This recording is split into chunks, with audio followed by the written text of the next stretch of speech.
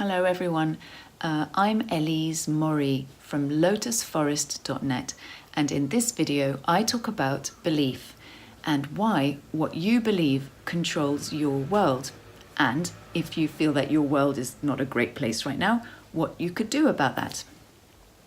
So going back to my last blog post on my website, which is called What is Magic, I talk about why beliefs shape our world and how everything around us is in fact a mirror.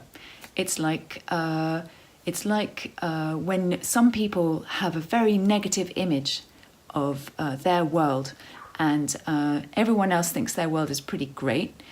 They just believe that their world is bad, and that's all there is to it. So it's just like the dude says in the Big Lebowski movie, well, that's just like your opinion, man. So basically, you know, your opinion shapes your life, and your belief, what you think is true, shapes your life, but other people might not share that view. So we create our environment with our opinions and our beliefs, and if we are shocked, for example, by how badly the world treats us and how awful people are, and we say things like, oh, así es la vida, you know, just the way life is, then that's what we create more of. For example, if we focus our attention on things like hatred or greed or fear or anger or shame or guilt or worry, the more we focus on that, the more we receive that, because our brains are like magnets, and we essentially attract ever more and ever more and ever more. It's like a spiral, you know, the more you think about it, the more you attract it, and the more you attract it, obviously, the more you think about it. So how can we go about changing our beliefs? Because they're so deep, and it's our unconscious mind that creates our beliefs, and it's really hard to change that. So there's a First Nations story of a boy who sees his grandfather sitting down and crying, and he says to his grandfather, "Why are you crying, grandfather?" And the grandfather replies, "Well, in my head there are two wolves fighting. One wolf is the wolf of loving kindness and compassion and seeing the world as a great place and everybody in it is the best and every situation is really for the best. And the other wolf is the wolf of selfishness, hatred, anger, fear, and darkness." And the little boy is kind of alarmed, and he says, "Which one is going to win?" And so the grandfather says, "Whichever one I feed." So the more you pay attention to things, the more you feed those ideas, the more they have dominion over you. So affirmations are a really great way to change your belief. And basically, the point of an affirmation is that it has to be short, one sentence in the present tense. So with a subject, verb, object.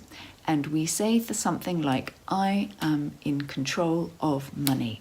Okay, so you make it affirmative. If you make a negative statement such as, "I don't have any money worries," basically you're just going to attract more money worries. And if you say something like, "Oh, fear has no dominion over me," then you just get fear. So you should say something like, "I feel safe and secure with money," and so money comes easily. And also, you should make it about yourself. So if you say, "I'm with a loving and kind person," you get "I'm." If you say he's a great person, then he might be a great person, but he might be with somebody else. So please take care about what you say. For example, if you're the kind of person that says, "Oh, money is the root of all evil," then you basically have a really crap relationship with money. And if you say something like, "Oh, my back's killing me," then your back really will kill you. Or if you say something like, "Oh, my memory is just not what it used to be, I can't remember a thing anymore," then that's what you get. So please take care with what you say. And some people write their affirmations down, and so I've got mine in this little box here, you see, and I write mine here, and then every couple of months or so I check in and see if it's come true, and usually it really has.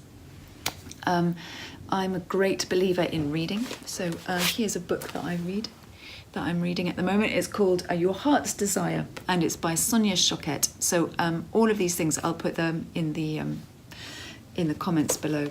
So the good news is that it's a fun process, and it's effective. But the bad news is that it does happen to take quite a long time to manifest or to change your beliefs into something that's more in line with, you know, what your conscious mind really wants. In the blog post about magic, I talk about enlisting a higher power. So one way you can enlist a higher power is pray, and I pray a lot. And another way, if you're not really a massive prayer, you might want to look at the books of Gallery of Magic. So magic spelt with a K at the end.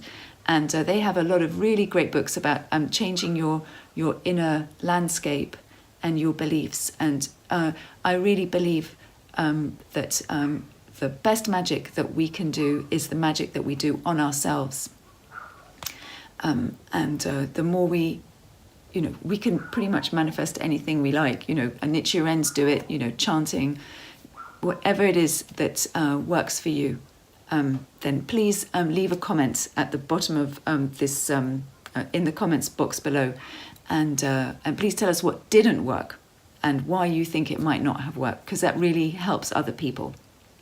Okay, so in this video we talked about changing our beliefs and how changing our beliefs essentially changes our whole world. So if you enjoyed this video, please subscribe and please join me on lotusforest.net and let us know how things have been working out with you in the area of belief changing. Thanks very much for watching, and have a great week.